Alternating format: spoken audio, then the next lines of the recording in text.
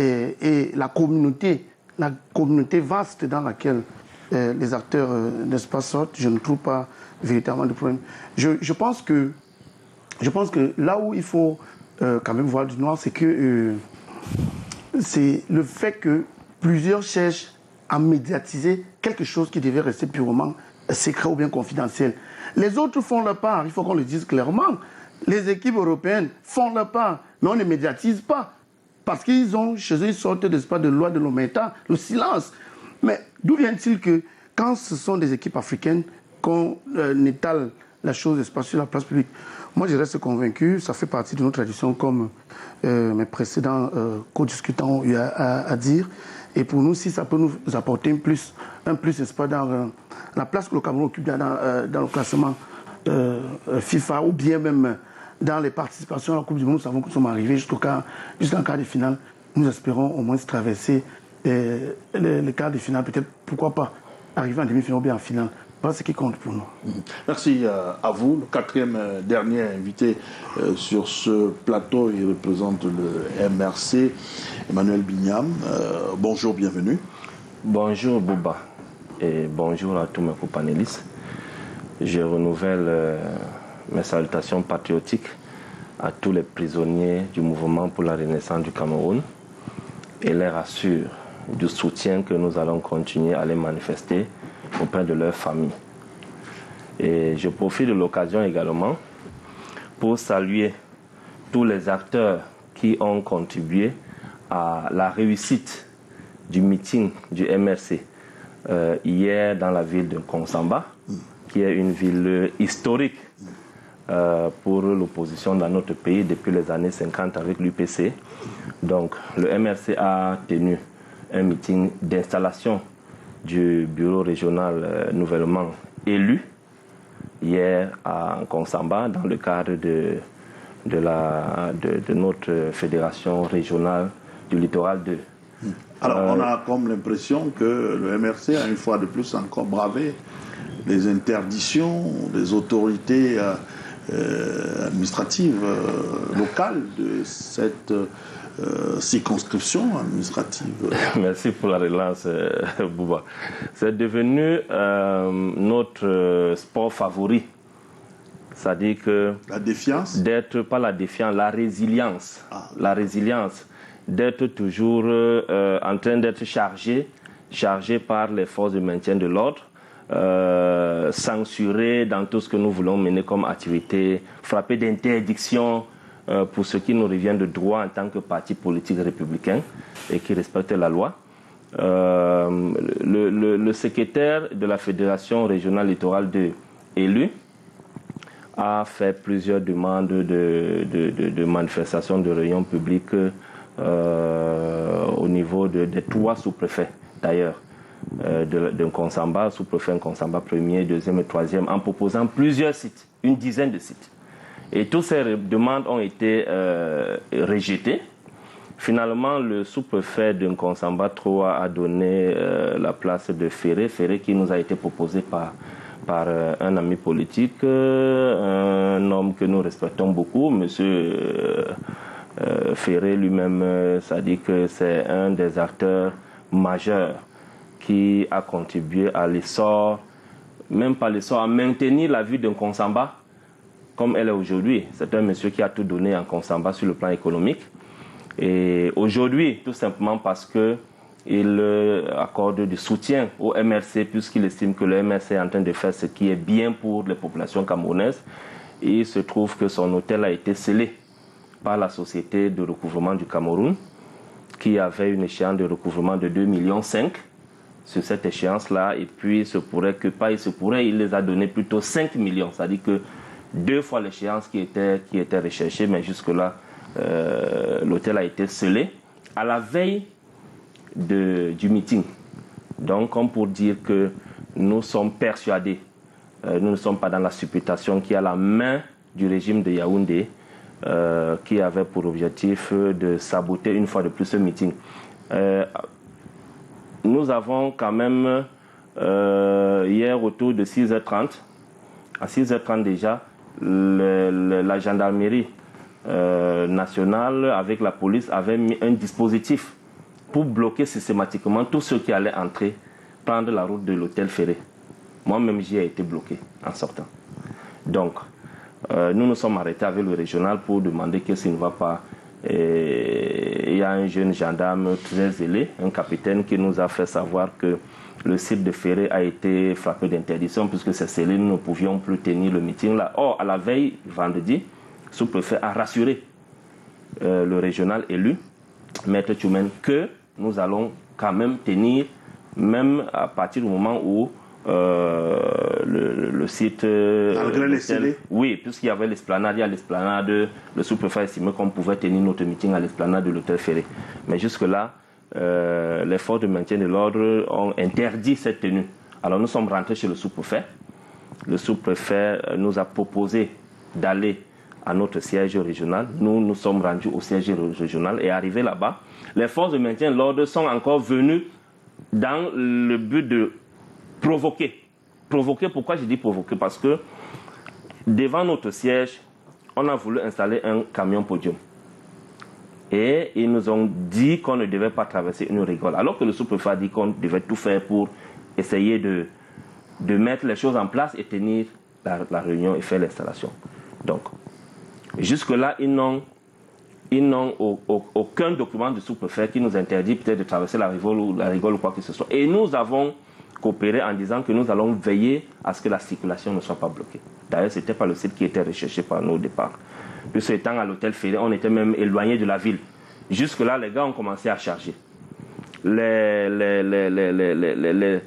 escouades sont arrivées, la police anti-émeute est arrivée avec le char Abraham et tout ça. Les gars étaient avec char tout Abraham, le char anti-émeute, tout ça là. Les gars sont descendus avec les boucliers et tout ça, comme s'il y a quelque chose de très grave sur les lieux. À un moment donné, on a été chargés. Ils nous ont chargés, il faut le dire clairement. Ils nous ont chargés. Mais face à la résilience sans violence, nous n'avons pas fui parce que nous savions que nous étions dans nos droits en tant que Camerounais de tenir nos activités, un meeting dans le cadre de nos activités politiques pour le renouvellement de nos organes de base. Et quand le professeur, le président Kamto est arrivé, il y a une foule innombrable. Je peux vous dire que toute la ville de Nkonsamba est sortie. Donc, nous avons tenu... Il n'y a pas eu trouble à l'ordre public parce que... Non, il n'y a pas eu trouble à l'ordre public. Les camions passaient. Il y a un camion de brasserie du Cameroun qui est passé faire ses livraisons et tout. Il n'y a pas eu trouble à l'ordre public. Et d'ailleurs, le président Maurice Kamto a tenu à féliciter les forces de maintien de l'ordre de leur présence. Leur présence, première chose, parce que ça nous rassure que lorsqu'ils sont là, rien de mal ne peut nous arriver. Deuxième chose, c'est pour qu'ils aillent faire le rapport à leur hiérarchie, parce que le mot qu'ils aiment toujours utiliser, c'est que nous sommes sous les ordres. Qu'ils aillent donc faire le rapport à leur hiérarchie de ce que, voilà le deuxième meeting que nous avons tenu, après celui de Bafoussam, celui de Nkonsamba, sans qu'il y ait aucune violence de la part des militants et sympathisants du MRC. Donc, voilà pourquoi nous avons tenu à les remercier. Et puis, dans l'ensemble, la fête a été très belle. Il y a Longa qui est venu prester. Le président du MRC, Maurice Kamto, a fait l'installation officielle du bureau régional. Donc, voilà quel était le compte rendu de la journée d'hier. Mais je tiens à dire que pour nos jeunes frères, comme le capitaine de la gendarmerie, qui a semblé être très zélé hier, c'est un jeune homme de 34 ans, d'après ce que j'ai eu comme information. Il faut qu'ils apprennent que, à un moment donné, demain, lorsque l'état de droit sera rétabli au Cameroun et que la justice va enfin bien faire son travail, ils vont tous être appelés à répondre des actes qu'ils auront posés. Les gens ne vont plus profiter du fait qu'ils utilisent le slogan « nous étions sous les ordres ». Parce qu'actuellement, en Guinée-Conakry, le procès du 28 septembre 2009 a été ouvert. Et le président Moussa Dadi Camara est en train de plaider non coupable en disant qu'il n'avait donné l'ordre à personne de tirer sur les populations. Donc ça fait qu'aujourd'hui, c'est les membres de son commandement, des colonels, les capitaines, jusqu'aux plus petits gradés, vont répondre de leurs actes. Quitte à ce qu'ils prouvent que c'est Dadis Camara qui les a ordonné de massacrer les populations. Donc tout le monde va répondre des actes qu'ils vont poser demain. Moi, je l'ai dit à certains officiers de la police hier, je le leur ai dit de vive voix, que faites attention, vous allez répondre de vos actes. D'accord. En tout cas, ce n'est pas pour prendre la défense du jeune capitaine qui doit être forcément... Je vais vous passer la parole. Luther Meka, je vous passe la parole, ne brûlez pas. Je suis très gêné de ce qui a été dit. S'il vous plaît, prenez votre mal en patience. On va vous permettre de dire une ou deux choses. C'est pas parce qu'il a exactement fait un compte rendu de la situation. Le jeune capitaine de 34 ans en question doit être aux ordres probablement. Il n'est pas allé là-bas de son propre chef.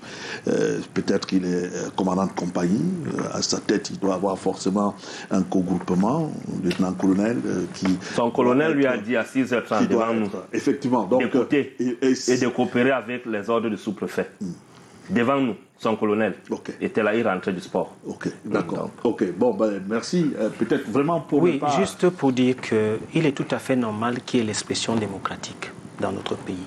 C'est l'expression de la vitalité démocratique dans notre pays. Il est tout à fait normal que le MSF fasse son meeting.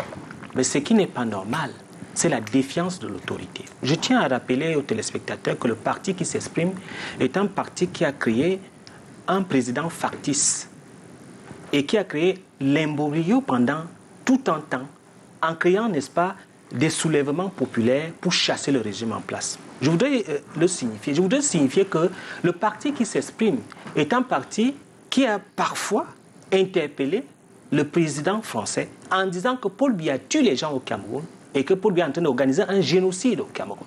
Donc il y a une rupture, une incompatibilité et qui se ressent même dans ma manière de parler par rapport à ce parti politique qui est un parti anti-républicain.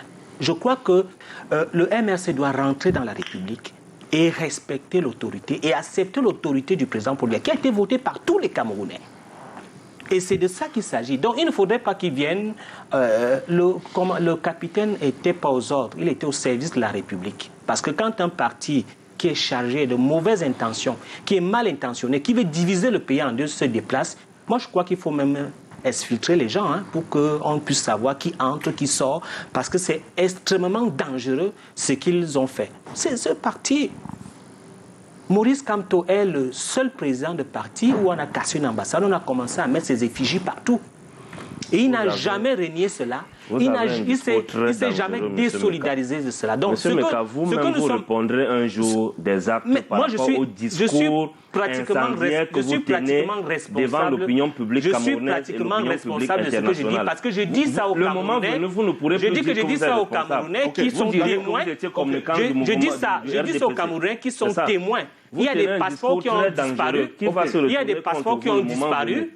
Il y a des Camerounais qui n'ont pas eu de passeport parce que l'ambassade a été cassée et on a commencé à mettre les effigies de M. Kamto.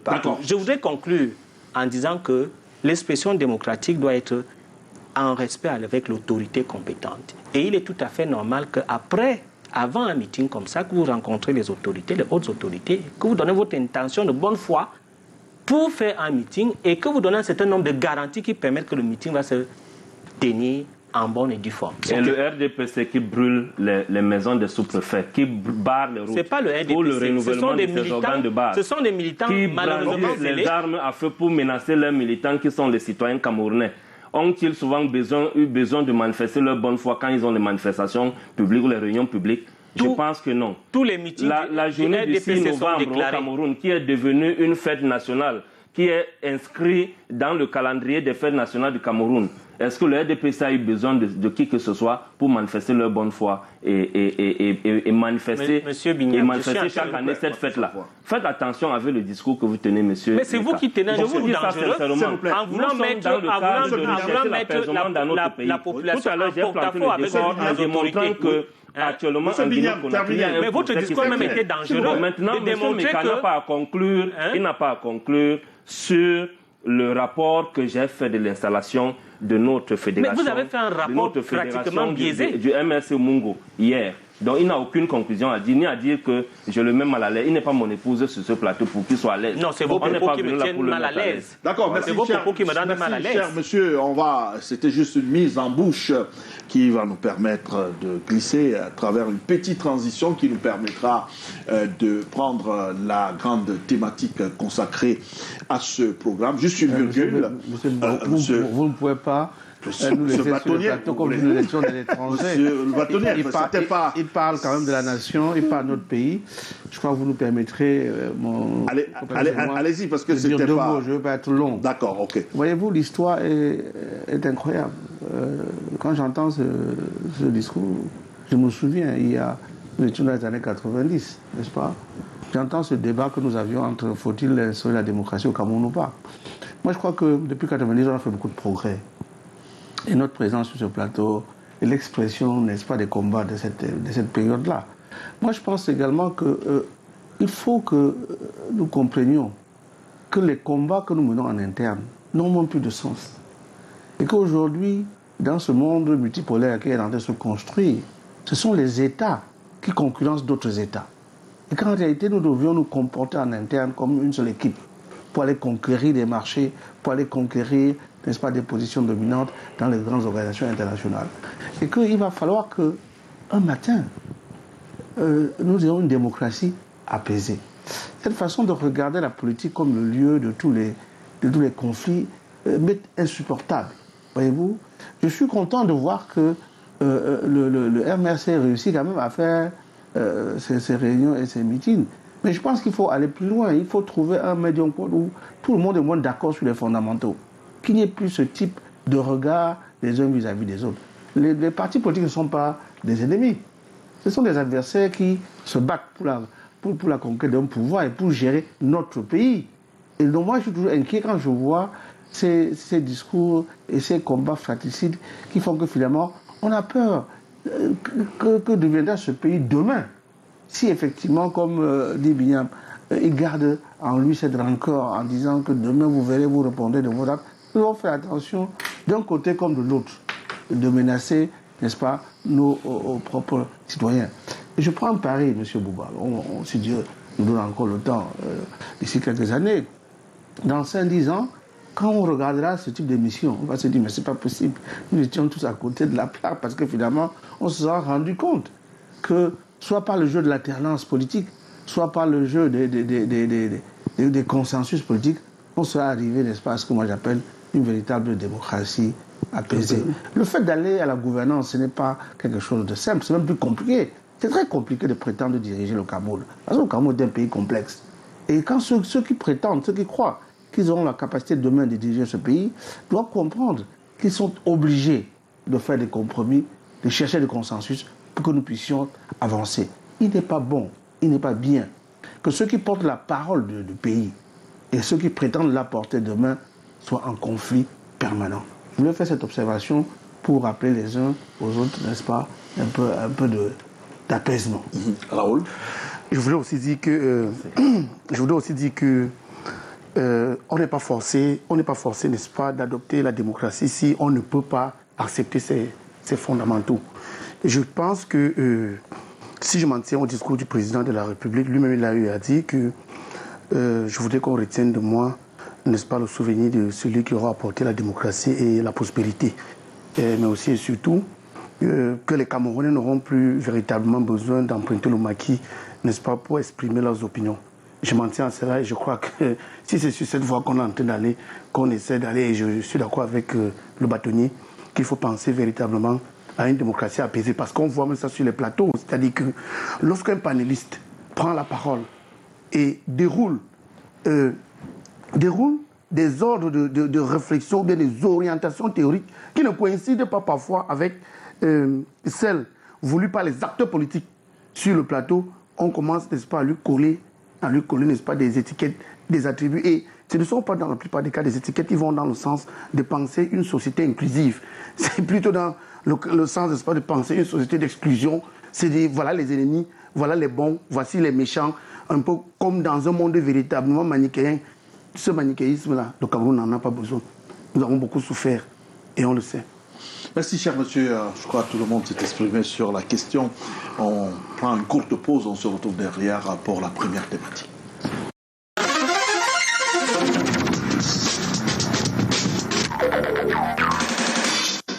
Dieudonné Oyono, l'ex-recteur de l'université de Douala, a été donc acquitté par le TCS, le tribunal criminel spécial, après avoir passé 4 années dans les geôles.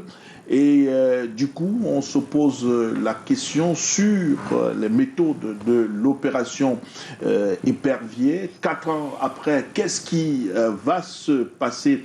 Y a-t-il un mécanisme d'indemnisation prévu pour ce cas de figure?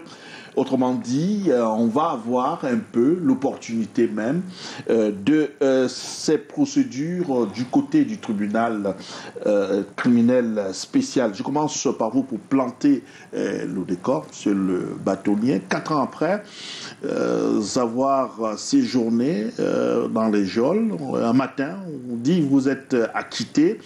La première question qu'on se pose, comment en sommes-nous arrivés là? Ben écoutez, ça résonne, c'est amplifié parce qu'il s'agit d'un enseignant, n'est-ce pas, réputé, d'un patron d'université, parce qu'un recteur, c'est quand même la crème de l'université. Et je voulais indiquer, pour expliquer un peu, en rapport avec ce que M. Meka disait tout à l'heure par rapport à Eneo, que en fin de compte, ce que vous appelez l'université de Douala, c'est une sorte d'agrégat de plusieurs structures d'enseignement dont la gestion a été compliquée par le passé. Voyez-vous, moi j'étais enseignant dans cette université, à l'époque ça s'appelait Centre universitaire de Douala. Vous aviez 2 institutions, vous avez l'INSET et l'ESSEC à l'époque. Donc 2 structures au budget autonome, c'est-à-dire comme je disais tout à l'heure qu'il a pu régler ses factures au niveau de l'ESSEC, alors qu'au niveau, n'est-ce pas, de l'ensemble global de l'université de Douala, il y a eu pu y avoir des manquements ici et là.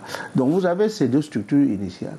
Vous avez le centre universitaire qui, par la suite, est devenu l'université. Donc là, on y reviendra lorsqu'on parlera tout à l'heure des conditions, n'est-ce pas, des enseignants. Pour revenir au cas dont vous parlez, en fait, c'est tous les jours que les Camerounais sont embastillés, jugés et parfois acquittés après des années de prison.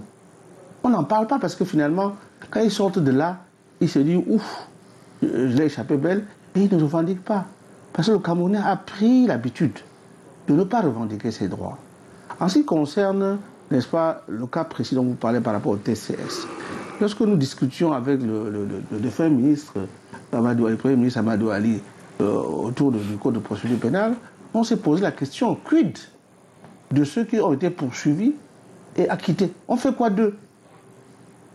Qui est responsable de la perte, cette perte de temps, de cette perte d'opportunité, de cette perte de chance? Il avait été convenu qu'une commission serait mise en place pour indemniser les victimes des détentions qui se seraient avérées plus tard être arbitraires. Mais comme à l'accoutumée, nous avons toujours des problèmes dans notre pays. C'est là que nous prévoyons des mécanismes pour régler ces injustices-là. Puis finalement, les techniques de mise en œuvre de ces décisions politiques importantes n'arrivent pas. Je vais revenir, par exemple, sur l'article 66, l'agence qui devait être mise en place pour réguler, n'est-ce pas, cette prescription de la Constitution, nous l'attendons toujours. Et l'agence qui devait être mise en place pour réguler ces questions de détention arbitraire, nous l'attendons toujours. Moi-même, j'ai eu à obtenir quelques acquittements au niveau du TCS, et mon client, un de mes clients d'ailleurs, est décédé alors même que son indemnisation n'a pas abouti. Et j'ai en ce moment un ami d'ailleurs un confrère, qui est en attente d'indemnisation pour avoir été effectivement victime de cette même situation. Et puis, j'ai eu, dans le cadre du procès on a ce même problème, qui a déjà provoqué en France la mise en place d'une législation pour indemniser d'abord leurs nationaux avant de se retourner contre, n'est-ce pas, l'État responsable de cette détention arbitraire. C'est-à-dire qu'en fin de compte, pour un pays étranger qui dit, écoutez, vous avez détenu arbitrairement mon compatriote pendant 17 ans, moi je vais l'indemniser d'abord, et puis dans le cadre de la coopération bilatérale, on va voir comment on s'arrange pour que vous régliez cela. Donc en fait, le professeur Ono a aujourd'hui le droit de demander à l'État du Cameroun, c'est-à-dire à la justice camerounaise, de réparer le tort qui lui a été fait par son embastillement pendant 4 ans. Malheureusement, les structures pour aboutir sont très complexes. Il nous reste quoi? Chaque fois, on revient au même problème. C'est que quand il y a une difficulté dans le pays, quand on se rend compte que c'est bloqué partout, on est tous obligés de recourir au président de la République. C'est-à-dire, en fin de compte, les victimes de ces détentions, qu'est-ce qu'ils font? En tout cas, nous, c'est ce que nous faisons dans notre pratique au quotidien. Nous avons saisi le président de la République pour les dossiers que nous avons, pour solliciter, n'est-ce pas, que les victimes soient indemnisées.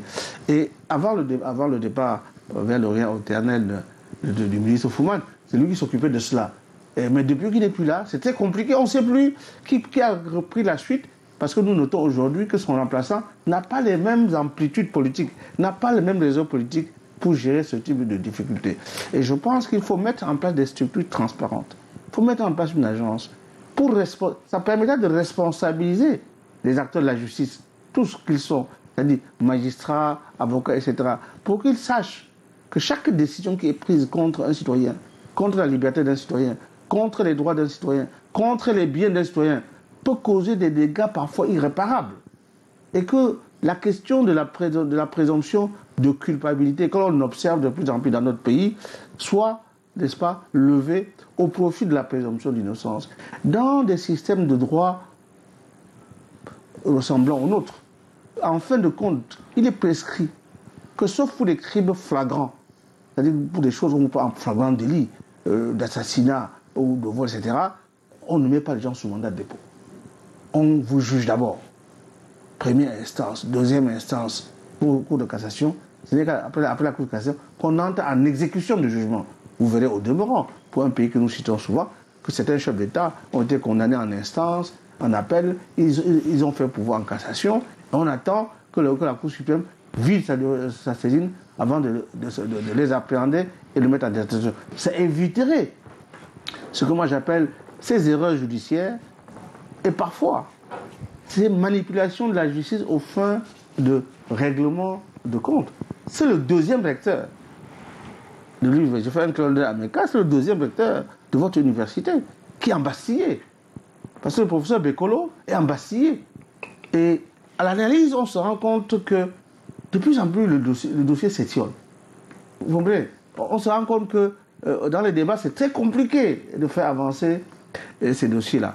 Ce n'est pas nécessairement la faute des magistrats.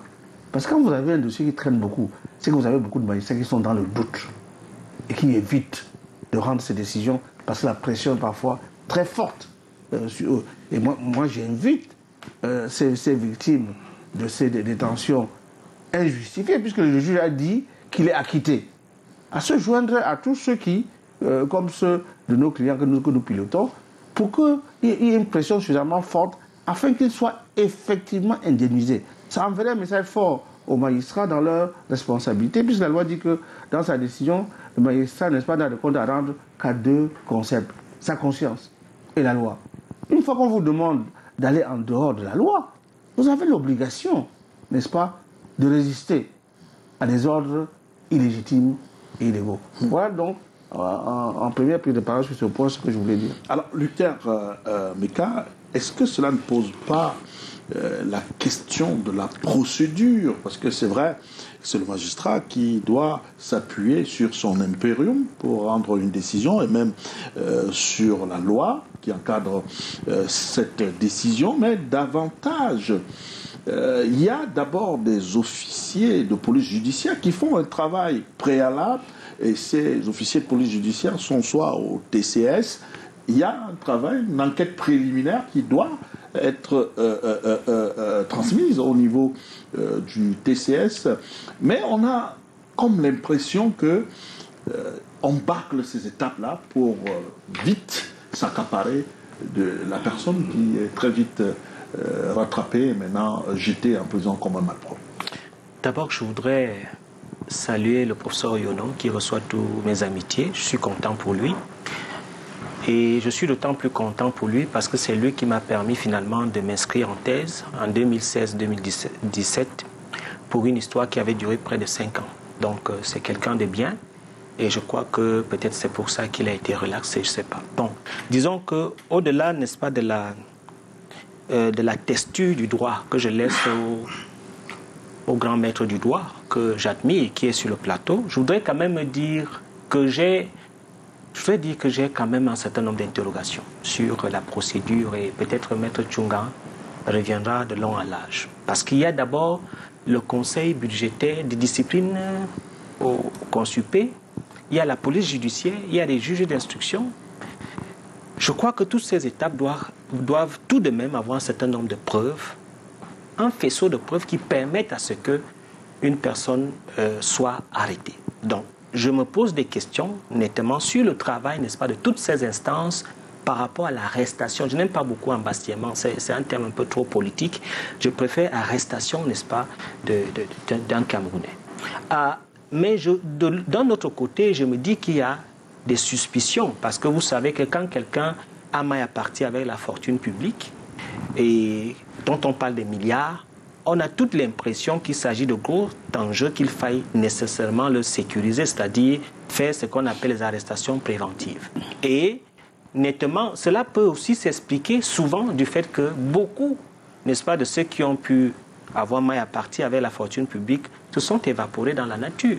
Il y a le ministre Ambassa Zan qui est parti, il y a le ministre Sissime Meigne qui est parti, il y a eu M. Dayas Mounoumé qui est parti.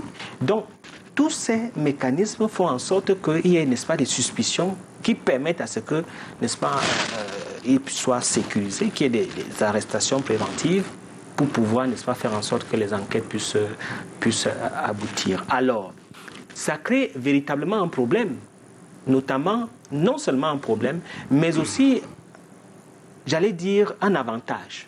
Un avantage parce qu'on se rend compte que la justice acquitte les gens. Quand vous êtes innocent, vous êtes innocent. Vous êtes acquitté. Et c'est tout à l'honneur de la justice camerounaise. C'est tout à l'honneur du professeur Oyono qui devrait, n'est-ce pas, s'en réjouir du fait qu'il a été acquitté. Je voudrais également signifier qu'il est tout à fait important qu'on réfléchisse sur ce que nous voulons définitivement dans ce pays. Il faudrait qu'on réfléchisse parce que j'ai l'impression que nous sommes un peuple qui veut une chose et son contraire. C'est les mêmes gens qui sont venus. Ce sont des voleurs. Paul Biya favorise les voleurs. Il faut les arrêter. Il faut les gens du RDPC, le président Biya dit où sont les preuves. Ils ont fourni les preuves. Les chanceliers ont fourni les preuves. On a commencé à arrêter. C'est les mêmes aujourd'hui qui reviennent.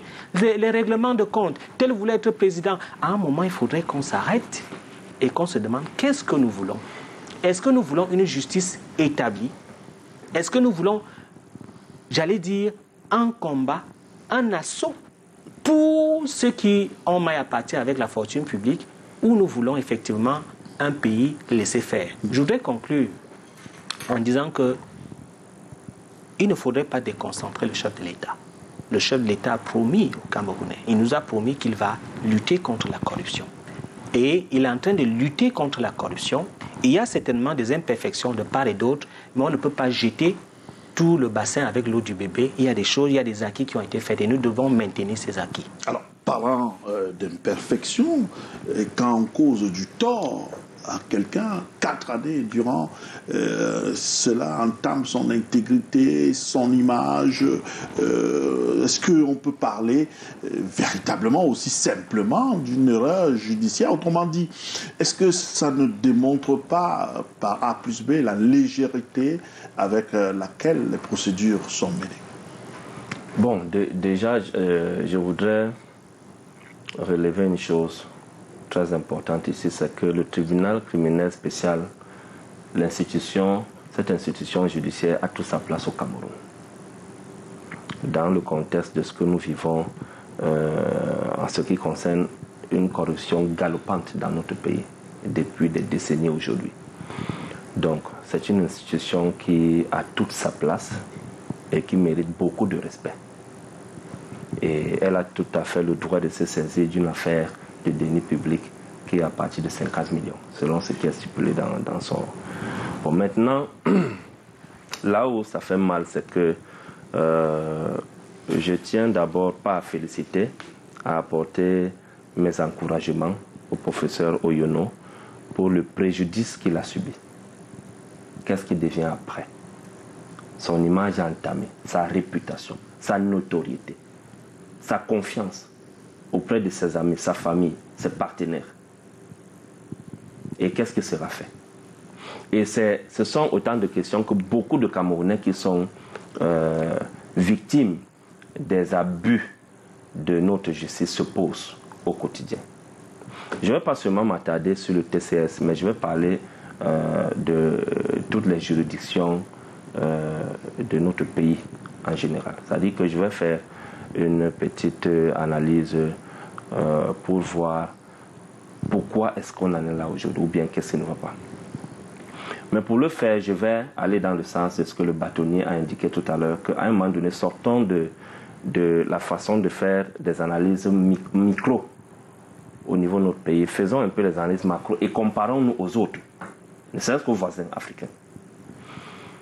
Le rapport du World Project, Justice Project de 2021 classe le Cameroun 135e sur 139 pays en matière d'indice de l'état de droit. Et le Cameroun est 20e sur les 21 pays africains auprès desquels on a mené des enquêtes. Donc le Cameroun est l'avant-dernier sur l'indice des états de l'état de droit. Et quels sont les facteurs qui ont été utilisés par cette organisation pour faire cette évaluation? Les facteurs utilisés étaient tels que la pression des pouvoirs publics sur la justice, la pression des pouvoirs publics sur la justice, la corruption, l'application des règlements et la justice civile et la justice criminelle. Donc quand on regarde ces facteurs, on prend par exemple un facteur sur l'application des règlements au Cameroun. On sait que c'est quelque chose qui pose véritablement problème dans notre pays. On prend un critère comme par exemple celui de la pression des pouvoirs publics sur la justice. On constate que ce n'est pas parce que nous décrions les comportements des pontes du régime, moi en tant que militant de MSC, que nous n'allons pas nous laisser emporter par l'honnêteté intellectuelle de reconnaître qu'ils sont tout autant victimes de la mauvaise gestion de notre justice, de l'immixtion du pouvoir exécutif, du gouvernement dans notre justice, que tous les Camerounais lambda, y compris nos propres militants qui sont ambassés. Moi, j'utilise le terme ambassé, contrairement à M. Mika. Donc, c'est comme pour dire droit, que, plus absolu. Oui, comme pour dire que, quand on dit que, par exemple, notre justice viole les droits de l'homme, je prends ce cadre-là. Quand on dit que notre justice, par exemple, viole les droits de l'homme, moi j'ai eu des témoignages, par exemple, de Maître Alice Com, qui a été plusieurs fois interdite de rencontrer son client, le ministre Atangana Mebara, plusieurs fois. Elle a été interdite. J'ai reçu ces témoignages directs d'elle-même.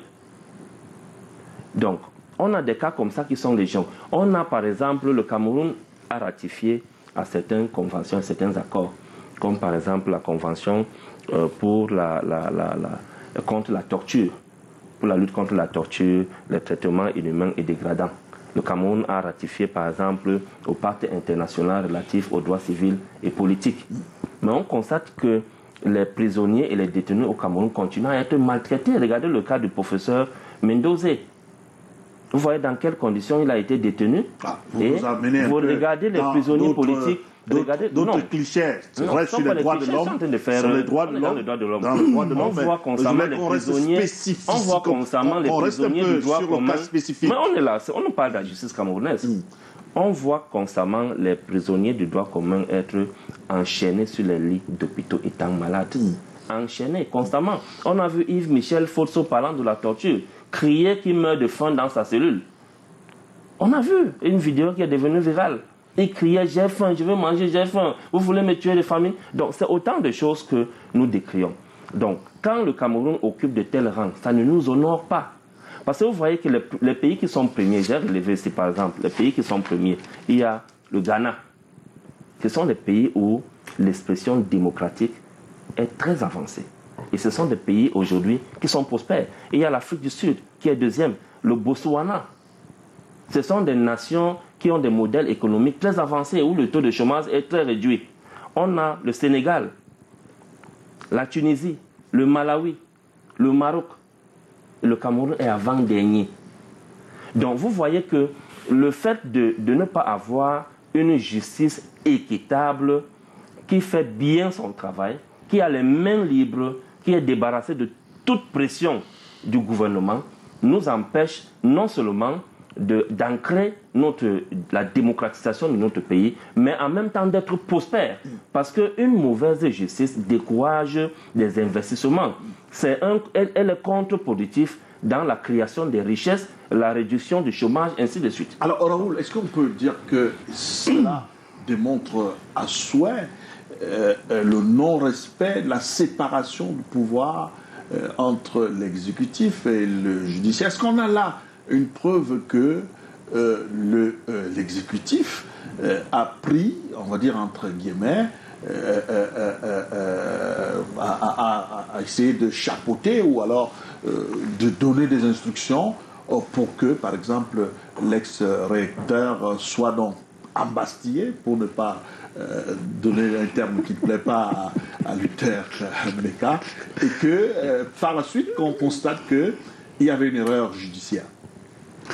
Je crois que dans mon propos liminaire, j'ai dit que on n'était pas obligé, n'est-ce pas, d'accepter, d'opter pour la démocratie si on n'était pas prêt à accepter les principes de la démocratie. Parce que le modèle, vous allez voir où je vais arriver, parce que le modèle démocratique que le Cameroun a choisi et celui qu'il vit dans la réalité est celui d'après lequel, on est dans un modèle démocratique véritablement partisan et manichéen, dans lequel celui qui gagne les élections rafle tout. Ceux qui ont perdu deviennent les ennemis. Et puisqu'ils raflent tout avec les institutions. Même la justice, il rafle. Il peut donc gérer ces choses comme bon lui semble. Le fait de demander si, n'est-ce pas, dans le cas d'espèce, on n'a pas affaire à une sorte d'instrumentalisation de la justice à des fins politiques, on n'en est pas véritablement très loin. Parce que, prenons des choses simples.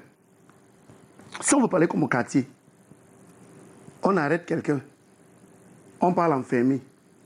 4 ans après, on le laisse, on dit qu'il n'y a rien. Quelle est l'image que la justice, n'est-ce pas, répercute chez le citoyen? Parce que vous avez dit qu'on ne parle pas d'autres personnes, mais quand même, il faut qu'on rappelle qu'il y a un autre détenu qui est à plus de 120 renvois. Il est là. Et peut-être demain, on va dire encore qu'on l'a acquitté, qu'on n'a rien vu.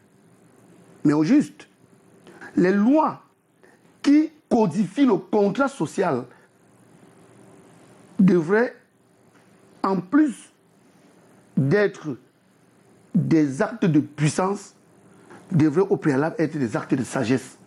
Parce que si la loi est simplement un acte de puissance, à mes yeux, cette loi devient un outil de torture. Puisque dans tous les cas aussi, chacun peut essayer de réfléchir, comme M. Binyama a eu à le dire. Un père de famille, vous l'arrêtez. Vous médiatisez son arrestation. Au quartier, au village, on sait qu'il est un bandit. Peut-être on l'a même déchargé de certains âges, parce que la fonction de directeur est d'abord une fonction nobiliaire, du fait, n'est-ce pas, du caractère sacré des charges que le recteur exécute. 4 ans après, on le relâche. On dit, bon, acquitté. On se rend compte qu'il n'y a rien. Est-ce qu'on ne voit pas, maître, qu'ici, on est dans un système où l'arrestation et la mise en détention deviennent la règle au lieu d'être l'exception? Vous avez commencé à déblayer véritablement dans ce genre de réflexion pour montrer que le législateur ou bien les spécialistes de la légistique peuvent créer des passerelles, je ne sais pas si ces passerelles existent, à l'effet de donner la chance à la liberté contre des arrestations et des détentions véritablement arbitraires. Et moi, je crois que c'est justement à ce niveau que le bas blesse. Nous, les citoyens lambda, rien ne nous exclut, rien ne nous interdit de penser qu'il y a la main noire du politique derrière.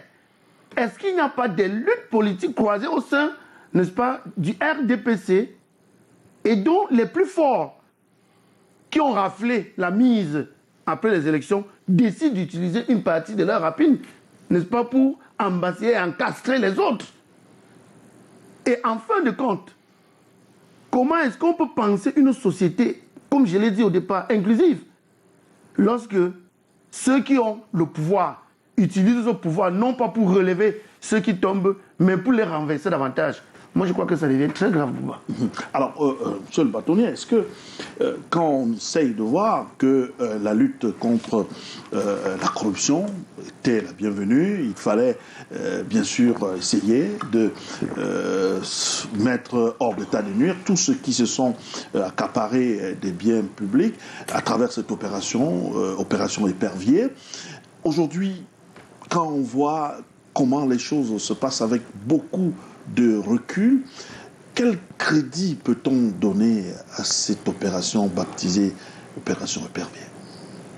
Écoutez, je voulais d'abord vous rassurer, mon comparaliste quand même, je ne connais pas Raoul, dire que ces interrogations sont justifiées. Mais je voulais dire qu'il existe dans notre code de procédure pénale. On appelle ça les mesures de surveillance judiciaire. Okay. On n'est pas obligé à l'entame d'une procédure de mettre quelqu'un sous mandat de dépôt. Vous comprenez? D'autant plus que nous n'avons pas de prisons adaptées. Vous savez, les prévenus, normalement, ne doivent pas être mélangés aux condamnés. N'est-ce pas? Donc, nous n'avons pas ces structures d'accompagnement. Mais il existe, au niveau des enquêtes préliminaires et au niveau, n'est-ce pas, de l'instruction, des mesures de surveillance judiciaire. Par exemple, pour vous empêcher de fuir, on peut vous retirer votre passeport. On a vu comment c'est efficace au Cameroun, puisque nos aéroports sont connus, etc. Et nos forces de défense de sécurité, de ce point de vue-là, lorsqu'ils ont des ordres clairs, ils les exécutent. Vous avez, n'est-ce pas, des assignations à résidence.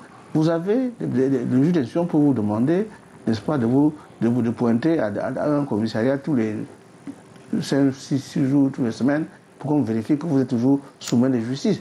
Donc il y a beaucoup le code de procédure pénale a prévu beaucoup de mesures pour régler ça. C'est une question de contexte et d'habitude. Maintenant, pour revenir à votre question, M. Bouba, le débat, c'est quoi? Qu'est-ce qu'on veut protéger? Parce que l'opération Épervier a pour but de lutter contre la corruption et surtout de lutter contre le détournement des deniers publics. C'est ça la philosophie initiale de cette opération. De quoi s'agit-il?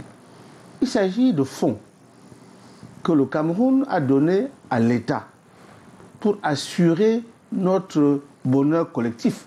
Parce qu'en définitive, c'est sur ces deniers-là que l'État fait les routes, que l'État organise l'éducation, que l'État organise la santé publique, etc., et qu'il construise des édifices publics, etc. Donc ce sont des deniers collectifs communs que des individus ont décidé, pour des raisons de cupidité, de s'en accaparer.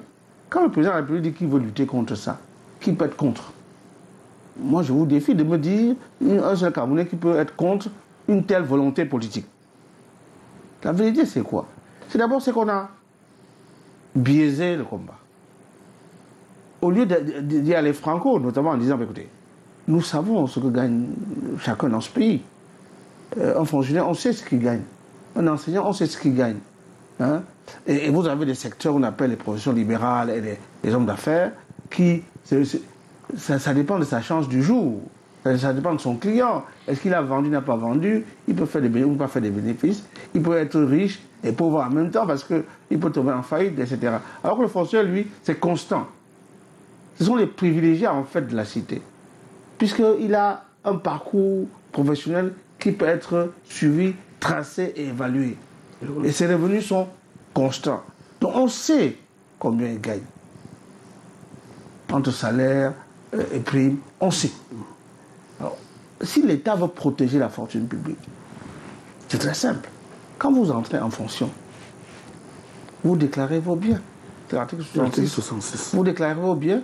Et si un matin, on vous retrouve avec, n'est-ce pas, une fortune disproportionnée par rapport à vos revenus, on peut vous chercher pour savoir comment est-ce que, n'est-ce pas, vous avez obtenu ces biens-là. Il se trouve simplement que, à l'analyse et à l'observation, les plus grosses fortunes du pays, ce sont les fonctionnaires.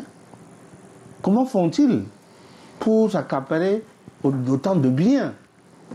Et c'est l'interrogation, et c'est pour cela que le président, lorsqu'on l'avait interpellé à cette fameuse interview d'Eric Tchindjé, il a dit, mais est-ce que vous avez des preuves? Mais comme disait mes tout à l'heure, oui, on a eu des preuves. Mais le problème, c'est que lorsqu'on a des preuves, il peut se trouver que malgré les preuves, on vous acquitte. Vous comprenez? Le fait d'être acquitté, parce que la vérité judiciaire, ce n'est pas la vérité divine. La vérité judiciaire peut être aussi l'objet d'un arrangement. Vous comprenez?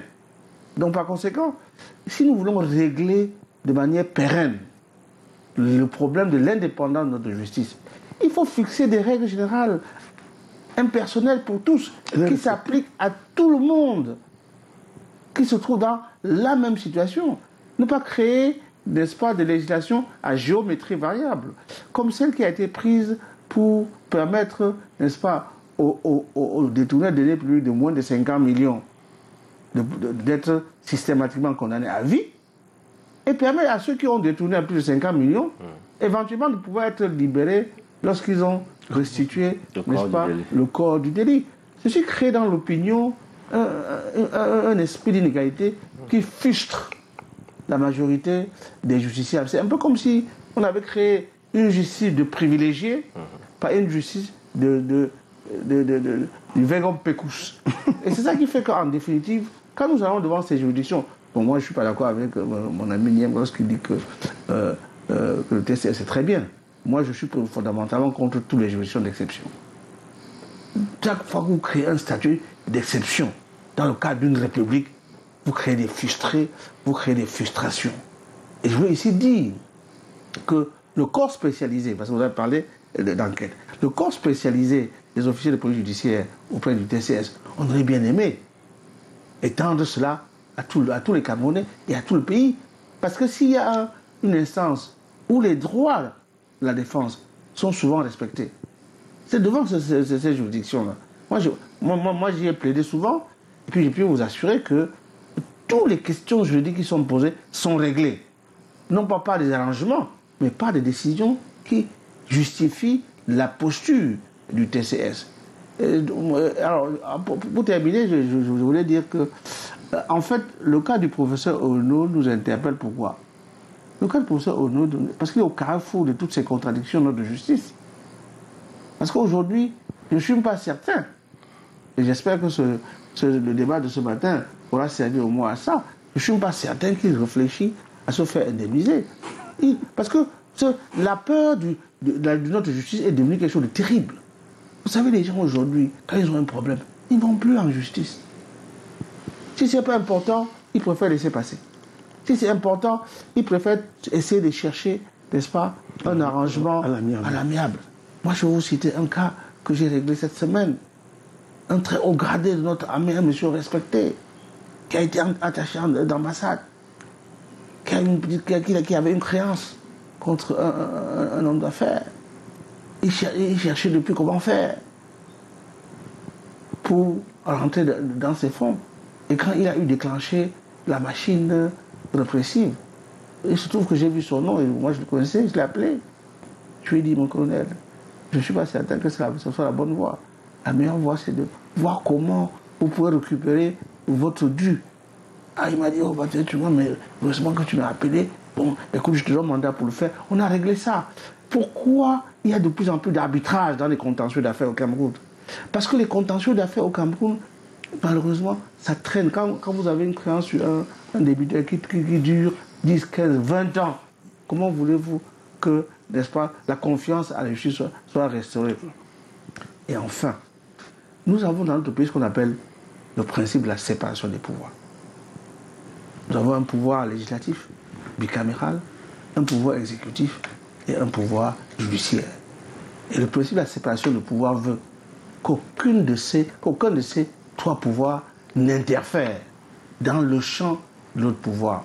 Or, le sentiment que nous avons au quotidien, c'est qu'il y a une confusion de ces trois pouvoirs-là et que les politiques sont décidés pour satisfaire une seule volonté politique. Alors, Luther Beka, justement, sur le principe de séparation de pouvoir, quand on essaye de voir depuis le début de cette affaire, l'ex-recteur doit acclamer haut et fort son innocence. Il a dit que vraiment, lui, en tant que gestionnaire de la fortune publique, il respecte certains mécanismes et autres, et que vraiment, il est innocent.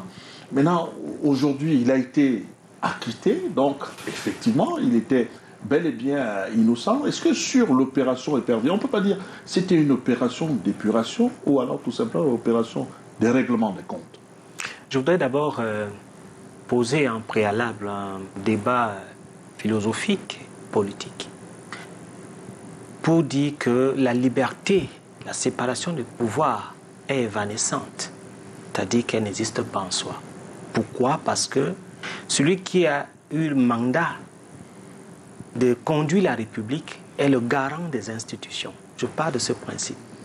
Étant le garant des institutions, il est garant de la politique judiciaire, il est garant de la politique sportive, il est garant de la politique financière. De telle enseigne que lorsqu'il y a échec, automatiquement, il en est le responsable en chef, parce que c'est lui que les Camerounais, que les citoyens ont mandaté. Et c'est pour ça que j'aimerais chez mon collègue philosophe, qui nettement, je ne comprends pas, dans ses postures intellectuelles, où il interroge la démocratie, sachant très bien que la démocratie est la volonté générale du peuple, qui confie, n'est-ce pas, cette volonté générale à des personnes qui agissent en lieu et place, n'est-ce pas, de ce peuple-là. Et on passe au suffrage universel dans toutes les instances pour pouvoir, n'est-ce pas, avoir mandat d'agir en lieu et place de ce peuple. Et Rousseau va même très loin en disant que la minorité doit se considérer comme s'ils se sont trompés de l'idée que c'était la majorité et se rallier à la majorité. Je crois que le mot pied philosophe, il ne devrait pas avoir des dédales, des petits problèmes. C'est pas une croyance, je suis philosophe. Ok. Bon, il ne devrait pas avoir des problèmes de posture intellectuelle. Alors, nous, au Cameroun, on a parlé de démocratie avancée, de démocratie apaisée, peut-être, mais la démocratie existe bel et bien au Cameroun. Alors, pour revenir à votre question sur notamment l'épuration, j'ai beaucoup entendu ça. Je parle même de la présidentialisation, n'est-ce pas, des détenus. C'est-à-dire que tout le monde devait être président, tout le monde en voulait au fauteuil du chef de l'État, qu'on a trouvé le moyen de dire que ce sont des règlements de compte. Et c'est ce discours-là que je combats. Parce que ce discours-là conforte effectivement les voleurs de la République. Ce discours-là jette une confusion dans l'opinion publique où on peut penser, estimer que tout ce qu'on inculpe, tout ce qu'on puisse, n'est-ce pas, dire qu'ils ont eu des problèmes de détournement, effectivement, c'est des gens qu'on voudrait anéantir. Bien évidemment, il est tout à fait clair que le dénigrement ou l'arrestation, je n'ai pas embastillement parce que ce n'est pas la prise de la Bastille, l'arrestation d'un homme politique peut favoriser un autre homme politique. C'est possible, mais il ne faudrait pas qu'on dise que... C'est de ça qu'il s'agit. Il s'agit... Non, je suis d'accord que l'arrestation... Dont il est question.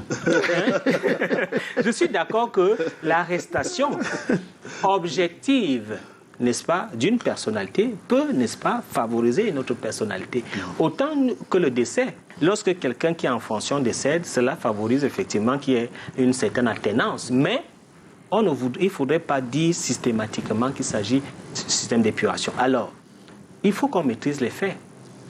Est-ce que le problème qui a été posé au niveau, n'est-ce pas, du professeur Yono n'est pas un problème? C'est un problème. De quoi s'agit-il? Il s'agit effectivement d'accusations de détournement d'1 milliard. Et nous qui sommes à l'université, je suis à l'université depuis près de 21 ans, j'ai été étudiant, j'ai été enseignant, aussi je suis responsable. Nous savions que M. Yono il n'était pas responsable. Parce que le problème du professeur Oyono, je peux le dire, c'était la délégation de pouvoir abusive, excessive. Et c'est le professeur Lucien Kombou, un de mes enseignants que je fréquentais beaucoup, qui disait que la délégation du pouvoir n'est pas l'abandonnisme. Ce n'est pas parce que vous déléguez de pouvoir que vous devez abandonner. Donc, il y a ce problème-là qui est un problème réel, où il y a eu véritablement des problèmes. On a confié à un collègue 400 millions, l'autre 250 millions, et puis on n'a pas reversé la TVA. Il y a eu un certain nombre de soucis, et on a fait la stratégie de la NAS, on a pris tout le monde pour voir qui est coupable, qui n'est pas coupable. Il faudrait bien qu'il y ait une justice. C'est malheureux parce que le professeur a pâti pendant 4 ans Et là, je suis d'accord avec l'aîné, Maître Charles Tchungang, qui pose les principes qu'il faudrait qu'on essaie, n'est-ce pas, de mettre un certain nombre de process qui permettent à ce que lorsqu'on arrête quelqu'un, que ce soit établi qu'il y ait des preuves éprouvées, pas des preuves fabriquées. Voilà. Alors, Emmanuel, le principe quand même, c'est de poursuite au niveau du TCS. Ça peut être soit sur dénonciation. Dans le cas, par exemple, du professeur, il s'agit bel et bien d'une dénonciation.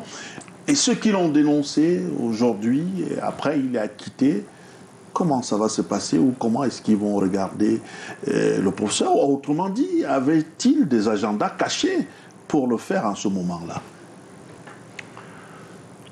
Ce qu'il faut relever d'abord, c'est qu'il y a une violation qui est constante de la part du TCS dans le délai de jugement de ces affaires. On parle d'un délai qui est réglementé de 180 jours. Donc il y a des procès qui vont souvent à des années. Il y en a qui sont à des dizaines d'années. Tout à l'heure, quelqu'un a parlé de plus de 120 renvois. Ça pose problème. Plus de 120 renvois. Et la personne vit dans des conditions, est détenue dans des conditions. C'est quand même un record. Parfois souvent lamentables. C'est un record, il faut préciser. Parfois souvent lamentables. Je voulais faire une précision. D'abord, c'est un ami, donc ce n'est pas contre lui que je prends la parole. Vous savez, les lourdeurs de notre système judiciaire ne sont pas liées aux individus ni aux dossiers. Quand vous dites c'est un record, vous parlez de quoi? Vous ne savez pas de quoi vous parlez. Vous avez des dossiers qui traînent plus que ça. Vous avez des dossiers qui, depuis 10 ans, ne sont pas jugés. Regardez les rôles de nos tribunaux. C'est très compliqué. Donc, quand vous parlez quand vous faites de la casuistique, il faut faire attention. Quand vous généralisez, d'accord, parce que c'est Famouquet. Donc, c'est un journaliste, c'est quelqu'un de connu, et dont on connaît par ailleurs, pour ceux qui l'ont fréquenté, la probité morale. Pour ceux qui l'ont connu, maintenant. Je ne rentre pas dans le détail. Donc, quand vous faites des affirmations du genre 128 de renvoi, c'est le record. Ce n'est pas le record. Si vous faites les statistiques de justice, vous allez être abasourdi. Moi, j'ai connu des Camerounais, je ne vais pas citer son nom parce qu'il est également connu. Il est resté une dizaine d'années en prison sans même qu'il y ait un seul acte judiciaire à son encontre. Il a passé son temps à demander sa mise en liberté jusqu'à la Cour suprême. On lui a dit, mais vous voulez qu'on vous libère de quoi? On vous a mis sous mandat de dépôt quand? Il n'y avait rien. On l'avait pris. On l'a jeté en prison. Point barre. Pourquoi?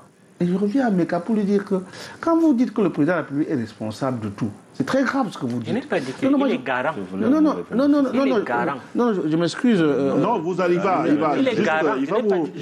reprendre la parole juste pour après ces précisions qui nous permettent d'avancer dans le débat. Parce que si je laisse passer, c'est une non, justement, c'est normal. Les juristes vont se dire comment il peut laisser passer des choses comme cela. Ce que je voulais dire, c'est que la responsabilité politique, qui est celle du chef de l'État, n'a rien avec la responsabilité judiciaire, qui est personnelle. C'est incroyable.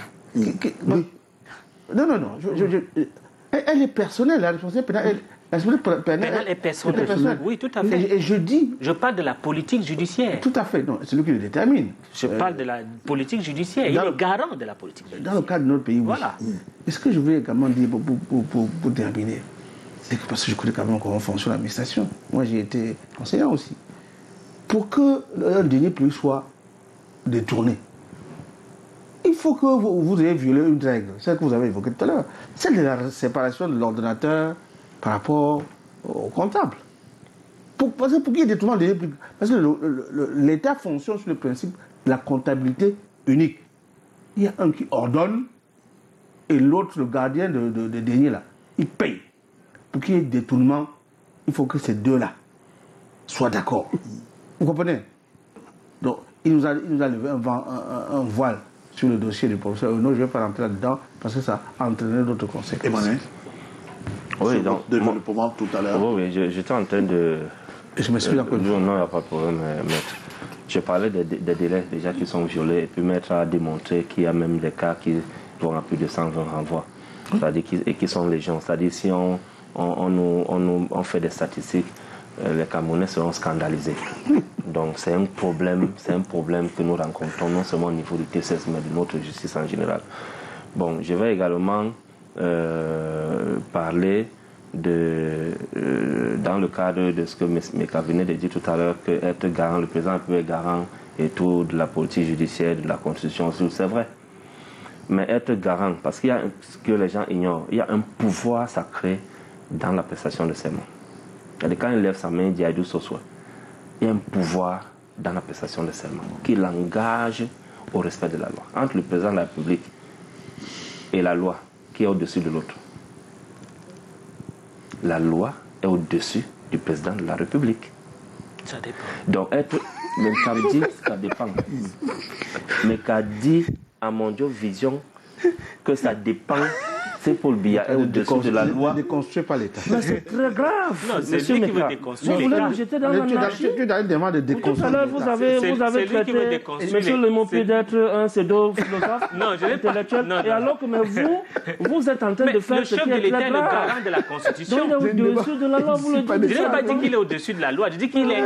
Mais suivez au moins Il est le garant de la Sur ce point-là, Constitution. vous avez été tout au moins hors sujet, même si c'est pendant une seconde. Il y a eu une sortie de piste. Non, je sais pourquoi Comme je pour l'ai dit. dire que la loi est au-dessus du président de la République. Absolument. Il est garant, mais la loi est au-dessus. Nul n'est au-dessus de la loi. Si la loi dit que nous devons appliquer l'article 66, il faut qu'il y ait la volonté politique de faire appliquer cet article 66 pour le bien des populations camerounaises et pour notre prospérité.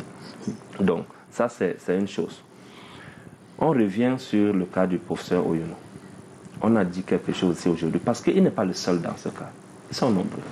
Il y a des centaines, et il y a même des milliers de Camerounais qui attendent le préjudice, que ça soit réparé.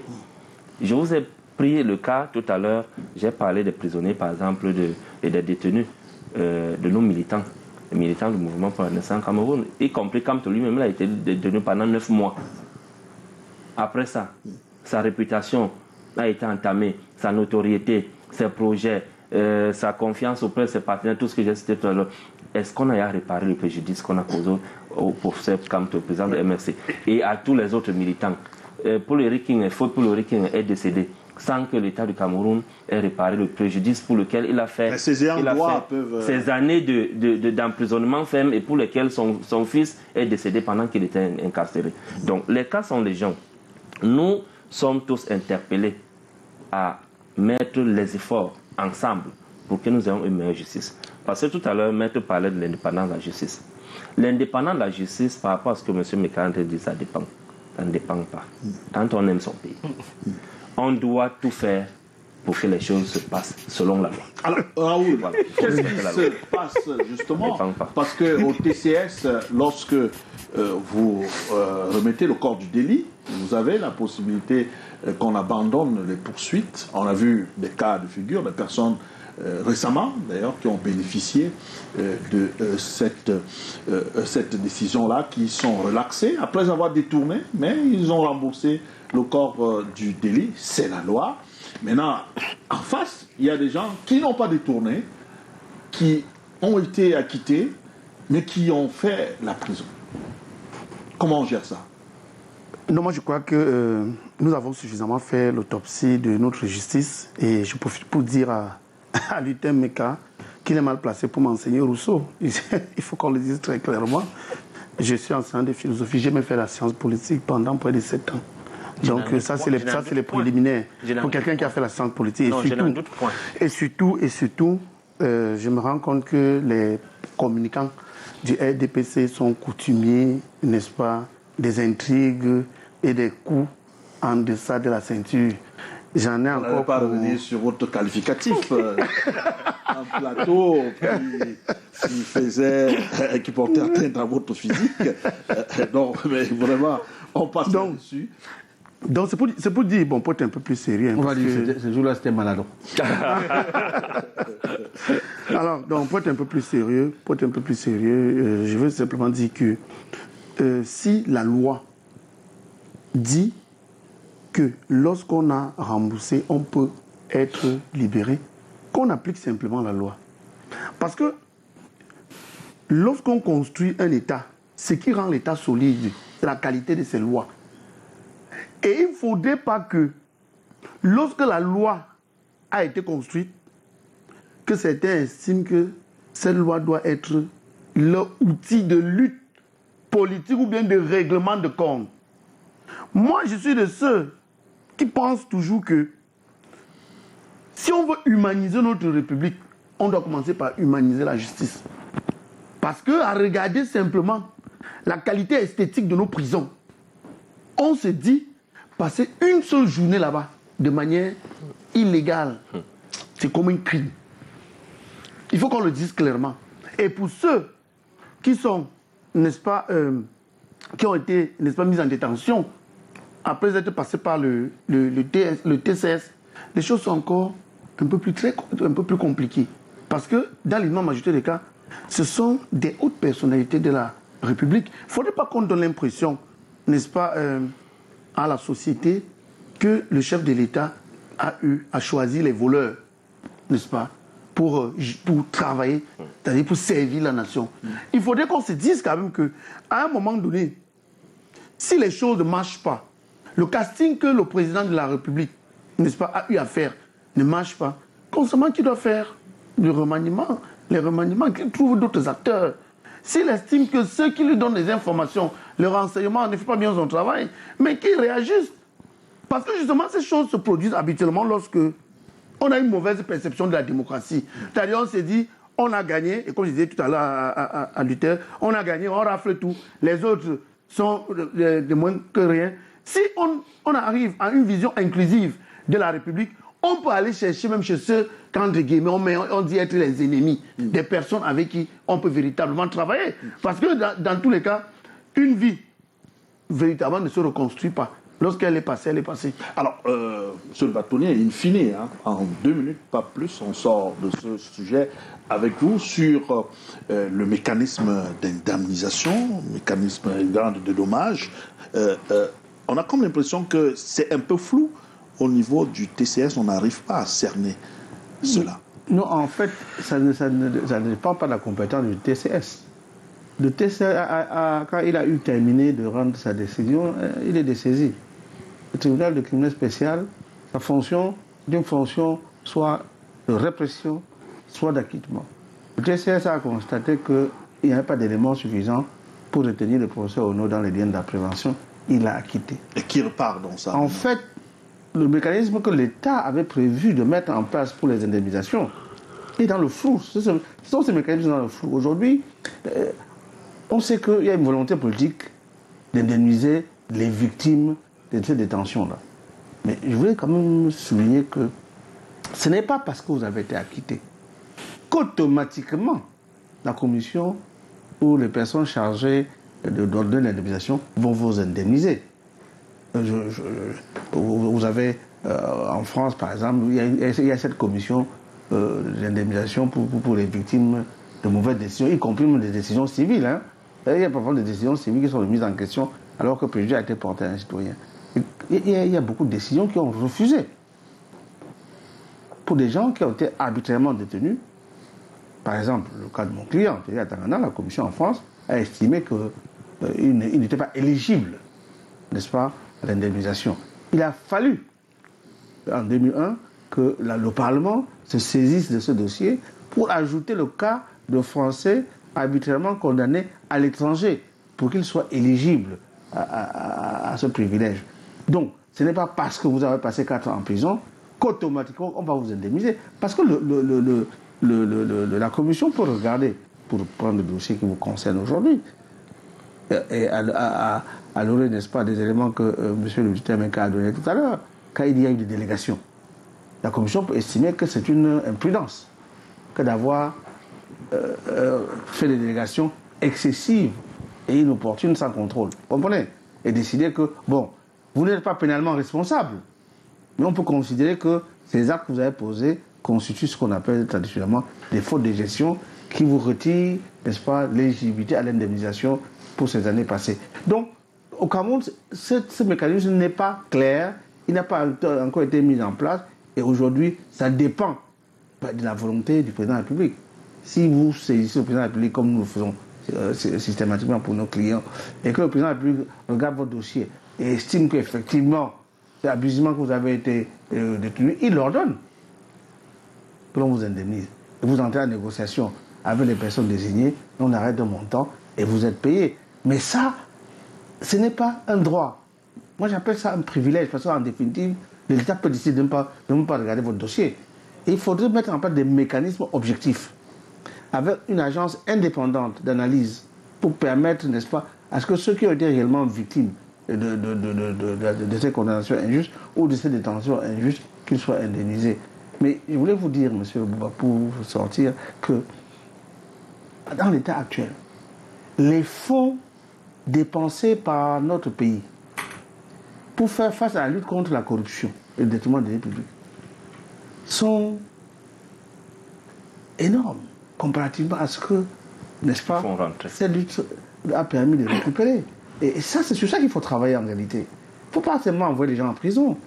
Si on pouvait récupérer ces fonds détournés, il ne faut pas imaginer ce qu'on pourrait faire avec cet argent-là. On me dit, oui, mais c'est la qualification de juge d'instruction. Mais non, il n'y a pas que la qualification de juge d'instruction.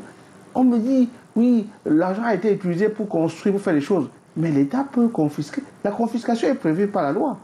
Mais l'État confisque le plus souvent. L'État passe pas souvent. Parce que la confiscation suppose quoi, monsieur Lucas? C'est que quand vous confisquez, vous réintégrez ces biens-là dans le patrimoine de l'État. Oui. Et ce patrimoine peut être utilisé pour faire d'autres choses. Il y a des projets agricoles, parce que comme généralement toutes ces grandes résidences conçues se trouvent dans les forêts, etc., on peut utiliser ça dans la politique de redressement des délinquants juvéniles. Non, vous rigolez. Les délinquants juvéniles, créer des plantations modèles, créer des centres de formation, créer, n'est-ce pas, des centres de rééducation de notre jeunesse, etc. Donc ce ne sont pas les idées qui manquent. Encore une fois, c'est la volonté politique d'instrumentaliser, je m'excuse d'employer ce terme, la justice pour faire du bien à la collectivité. Merci, cher monsieur. On va prendre une courte pause avec ce reportage qui va nous conduire à la seconde thématique consacrée à la situation de l'enseignant au Cameroun. Cameroun, quelle place occupe l'enseignant? Le prétexte, c'est bien sûr à l'occasion de la journée internationale de l'enseignant. Ensuite, ce reportage, dont je vous convie de regarder très attentivement une école extraordinaire dans la partie septentrionale du pays. Comment est-ce que l'enseignant réussit dans un contexte aussi difficile à dispenser le cours? Reportage porte la griffe de Yves Guélé. Dès le son de cloche, l'instituteur de 36 ans entame la navette entre la CIL et le cours moyen 2. Transformation de l'eau liquide en l'état solide. On appelle ça solidification. Pierre Koutokobi est le seul enseignant de l'école publique de Mayobadji, dans l'arrondissement de Bel-El. Un établissement à cycle complet dans lequel il est devenu le directeur. J'ai trouvé un directeur qui se battait aussi avec les maîtres des parents. Et à la fin, lui il est parti et j'ai reçu d'autres enseignants après lui. Pendant qu'ils jouaient même le rôle des intérimaires là. Et qui aussitôt ils sont partis. Ils m'ont laissé et il n'y a jamais eu de remplacement. Créées en 1976 par l'État, les installations sont aujourd'hui délabrées. Plus de 220 élèves fréquentent cette année cette école primaire publique. Vraiment, ça coule. Quand il pleut, on se déplace. Deux fois, on arrête le cours, on ne peut rien. Voir le fouet. Et ça fouette également les enfants. Voici d'ailleurs sa gymnastique quotidienne afin de charger son téléphone. Presté travail dans cet état une fois, j'ai fait. Au CEP, j'ai présenté 15 candidats et les 15 candidats ont réussi. Jusqu'à ce 5 octobre, l'école n'a pas encore reçu le paquet minimum de la commune. Il y a une semaine, un maître des parents a été recruté par l'APE. Ce dernier tient le premier niveau. On lui a dit qu'il y a le logement, bon, on va payer ton déplacement et on te paye 20 000 fin de mois. Même si c'est délabré, on fait avec. Parce que le problème majeur, c'est aider les enfants pour que les enfants puissent aussi grandir dans de bonnes conditions.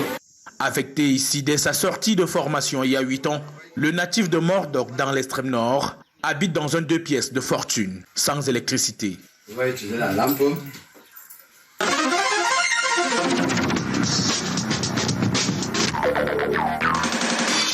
Merci. Réaction d'un enseignant syndicaliste sur ce plateau.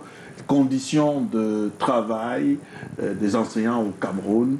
On a vu Cliché, un enseignant qui se bat comme il peut pour en même temps dispenser les cours. Il est aussi le directeur. Il fait des pieds et des mains pour pouvoir dispenser le savoir.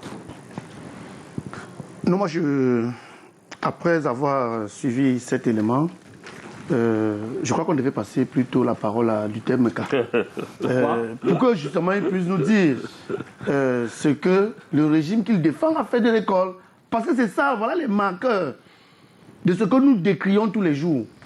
Les enseignants sont en vérité actuellement au Cameroun les essuie-pieds de la République.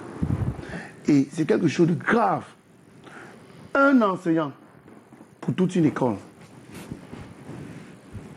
Il est sorti de l'école, d'après ce que j'ai suivi, il y a de cela 8 ans. Il a trouvé un directeur qui est parti et puis il a l'établissement. 227 élèves. Un enseignant. C'est tellement grave parce que si on considère l'inconfort infrastructurel de cet établissement, on est tenté de se demander, n'est-ce pas, s'il y a plusieurs Camerounais au Cameroun. Moi, je me dis, c'est une situation, n'est-ce pas, grave, qui cache d'autres situations, parce que, au-delà de, n'est-ce pas, cette disparité en termes de confort infrastructurel, on doit questionner aujourd'hui cette méga crise dans laquelle l'école vit, où l'école camerounaise, n'est-ce pas, éprouve charnellement sa mort et rythme péniblement sa survie. C'est très grave. Vous voulez qu'on questionne les recrutements? Mais les recrutements aujourd'hui sont élaborés sur une base véritablement pas compétitive, sur une mauvaise base. Les concours s'achètent. Ce n'est pas un secret pour personne. Et les coûts flambent. Aujourd'hui, on est autour de 5 millions pour intégrer une école normale supérieure. Et je parle là encore de l'école normale supérieure. Je n'ai pas encore ouvert la page, n'est-ce pas, les gars, des Lignettes, je viens des Lignettes. Et si vous parlez de la formation, Luther ne va pas nous dire le contraire. C'est une formation approximative. Puisque regardez, nous sommes à l'APC. Montez-moi une seule école normale, que ce soit celle de Yaoundé, de Marois, ou bien de Bertois, où il y a des enseignants qui forment les futurs enseignants à l'APC. Et regardez, n'est-ce pas, la rupture qu'il y a entre les élèves qui ont été nourris à la sauce de l'APC, hein, et qui vont à l'université retrouver un type d'approche qui véritablement n'a rien à voir avec l'APC. Mais si on questionne la carrière de l'enseignant, une fois qu'il a fini sa formation, elle est gérée par qui? Avec quel type de considération? C'est une gestion, n'est-ce pas, véritablement l'absence de toute considération. Mais le peu que l'on a promis à l'enseignant, il faut encore qu'il se batte hors des salles de classe pour rentrer dans ses droits. Et même sur ce lieu de travail, qu'est-ce que vous observez? Mais c'est très grave. L'école aujourd'hui, les lycées et collèges au Cameroun, n'est-ce pas, sont des pièges à souris. Voilà un cas d'espèce. Les élèves, eux, mais restons dans les faits, se sont organisés en bande. C'est les gangs qu'on a dans les écoles. Donc, on a véritablement une école malade qui nous a donné l'occasion, le 5 octobre, de placer le patient, n'est-ce pas, sur la table d'opération et essayer de voir qu'est-ce qu'on peut faire. Quelle est la perception que ceux qui ont la charge, n'est-ce pas, d'organiser ce pan de la société eux-mêmes de l'école. Vous voyez, je parle de cette situation avec beaucoup de rage, parce que si on veut questionner, n'est-ce pas, les disparités entre les zones d'éducation prioritaire, l'extrême nord, il y a la question de Boko Haram, avec la montée de l'islamisme. La région de l'Est, et précisément la ville de Batouri. Vous savez ce qui se passe là-bas? Il y a un décrochage scolaire massif en raison, n'est-ce pas, de la ruée vers l'or. Tout un pan de la jeunesse locale a décidé de fuir les salles de classe pour poursuivre l'or. Si nous partons dans le Nozo, là-bas c'est la débandade entre 2017 et 2019.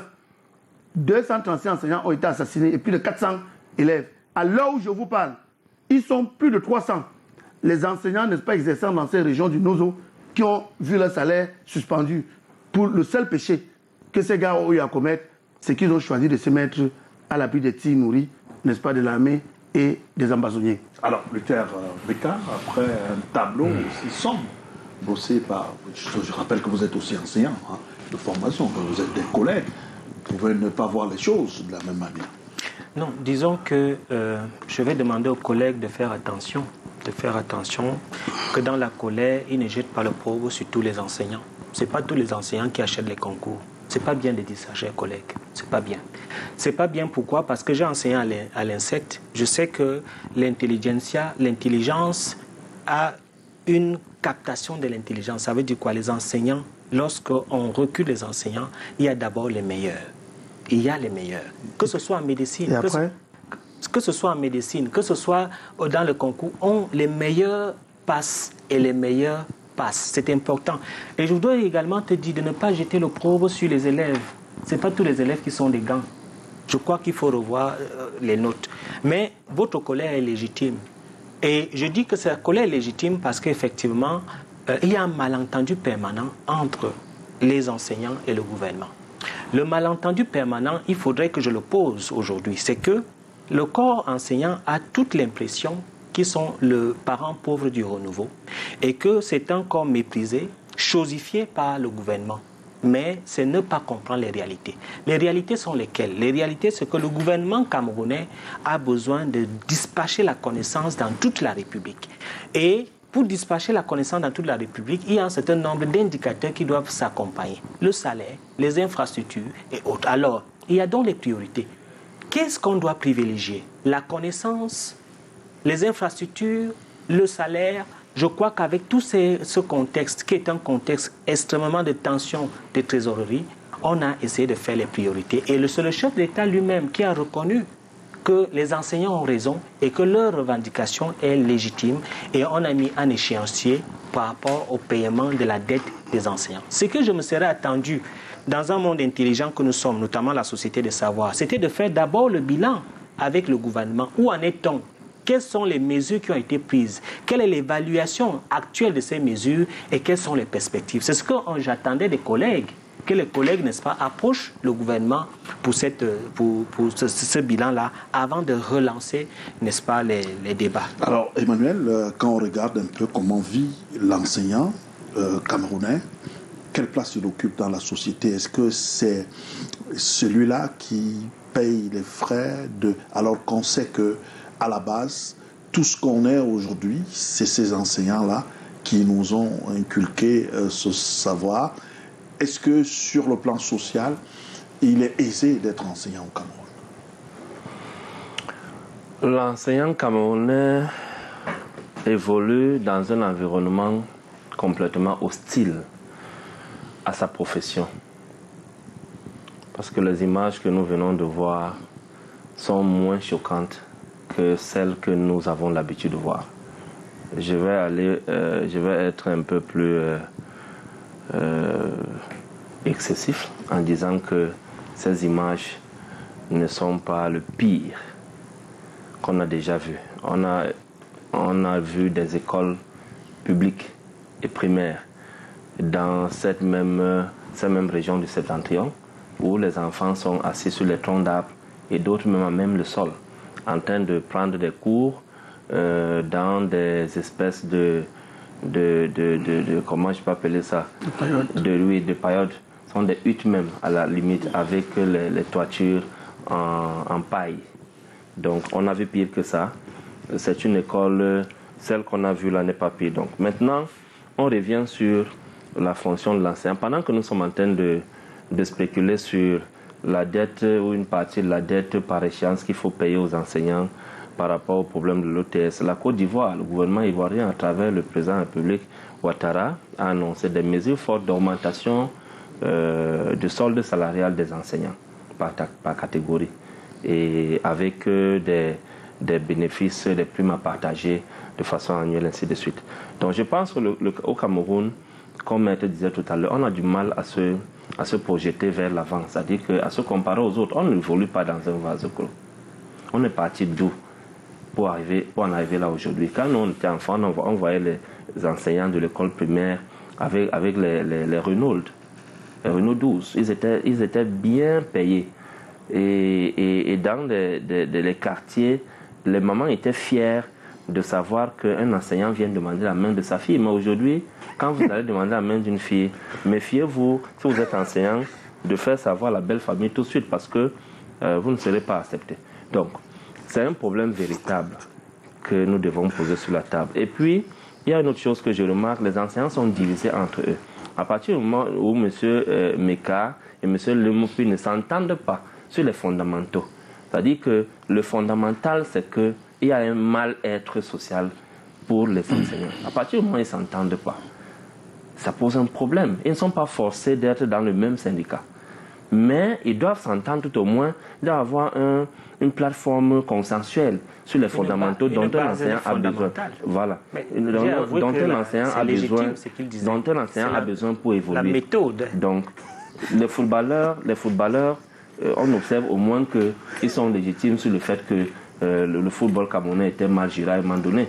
Donc, les enseignants doivent s'entendre. Autre chose que je vais mettre sur la table, c'est le manque de volonté politique d'améliorer le statut de l'enseignant au Cameroun. J'ai fait une recherche une fois sur les frais de l'APE. J'ai constaté que sur les rapports de 2017-2018, l'APE générait plus de 40 milliards par an. Les frais d'APE généraient plus de 40 milliards par an. Mais on ne voit pas de façon concrète l'impact de ces frais d'APE sur les infrastructures scolaires, sur la rémunération de l'enseignant et sur l'amélioration de la qualité de l'enseignement dispensé pour nos enfants. Donc ça pose un véritable problème. Alors, une autre chose que nous décrions par rapport au statut de l'enseignant, c'est que on constate qu'il y a une volonté manifeste du gouvernement de ne pas valoriser l'enseignement, parce que en dévalorisant l'enseignant, ça a un impact direct sur l'enseignement, sur la qualité de l'enseignement, parce qu'on est dans un cercle vicieux de la médiocrité. Et ça fait qu'aujourd'hui, dans ce cercle vicieux, ceux qui ont des moyens, ceux qui sont privilégiés, qui appartiennent à la classe privilégiée, ont la possibilité d'envoyer leurs enfants dans des établissements scolaires qui, pour la plupart du temps, sont souvent privés. Et là-bas, au moins, ils s'efforcent à ce que ces enseignants vacataires soient bien rémunérés, parce que les pensions scolaires sont très élevées. Et ceux-là, leurs enfants bénéficient de la meilleure qualité d'enseignement. Et ce sont eux qui sont en train de préparer pour être l'élite demain. Or, ce sont les enfants des prolétaires. Les Paul Biya aujourd'hui sont les enfants des prolétaires, les enfants des catéchistes, qui ont bénéficié d'un système d'enseignement qui était mis en place au lendemain, après l'indépendance du Cameroun, et qui les a permis de braver et d'avoir accès à l'excellence académique jusqu'à aller faire les études à l'étranger. Et quand ils sont rentrés maintenant gérer le Cameroun, ils ont cassé le pont qui les a permis de traverser l'autre côté, de devenir des leaders aujourd'hui et ceux qui gèrent notre pays. Alors, monsieur le bâtonnier, je précise aux téléspectateurs, ceux qui ne savent pas, que dans une de vos vies, vous étiez enseignant également par le passé. Il faisait beau d'entendre qu'on était enseignant. Aujourd'hui, ce n'est plus le cas. Qu'est-ce qui peut justifier cela? Écoutez, lorsque j'ai vu ce reportage, vous permettrez, j'ai eu une pensée très forte pour mon père. Parce que mon père, avant d'être administrateur, dans le domaine d'enseignement, était instituteur. Et j'ai eu une pensée forte pour lui parce qu'il a commencé sa carrière en 1942 à Guidère. Et lorsqu'il nous racontait son histoire, il était l'homme le plus respecté du coin. Et que le Lamido le recevait souvent. Parce que c'était le sachant. C'était le sachant, c'était le philosophe, c'était le conseiller, celui qui rédigeait parfois les courriers des uns et des autres vers l'administration, etc. Il a fait le tour du Cameroun. Et partout où il a été, à Tchan, à Bafoussam, à Bouddha, partout où il a été, il n'a fait que construire des écoles. Quand il finissait de construire une école, il était affecté ailleurs.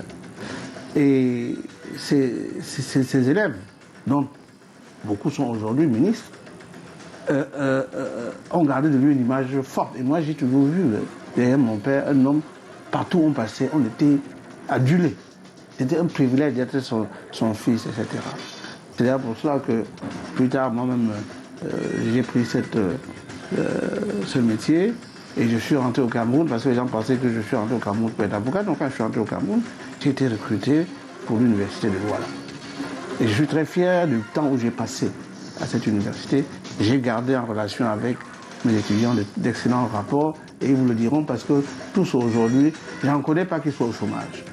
Parce que l'idée a été à l'époque de construire une des plus belles universités, n'est-ce pas, dans le domaine du management privé. Et on avait réussi. Et voyez-vous, et on était très bien lotis à l'époque, au centre d'université de Douala, à tel point que les enseignants de Yaoundé se battaient pour venir à Douala, parce qu'on était très très bien traités par l'État à l'époque. Quand je vois ce que j'ai vu là, je me pose une seule question. Cameroun, qu'as-tu fait de ton éducation? Regardez les structures qui gèrent l'éducation dans notre pays. Il y en a des tonnes. Ministère de l'enseignement supérieur, éducation de base, enseignement secondaire, professionnel. Il faut revenir aux fondamentaux. Les 30 secondes vous reviennent maintenant pour terminer. Il faut revenir aux fondamentaux. Créer un ministère de l'éducation nationale qui gère l'éducation nationale de la base au sommet. Quel type de Camerounais voulons-nous former pour cela, et je suis d'accord avec l'idée de Mekaponi une fois ce soir, c'est qu'il faut que nous évaluons le parcours, que nous fassions l'évaluation par les états généraux, n'est-ce pas, de l'éducation dans notre pays, pour interroger les acteurs, pour interroger le contexte et mettre en place un mécanisme qui fasse en sorte que lorsque l'enfant entre à la cible, qu'on sache qu'il va vers une éducation forte. Parce que la concurrence n'est plus nationale, elle est internationale. Merci, cher monsieur, merci vraiment. Le temps ne tient pas l'accord.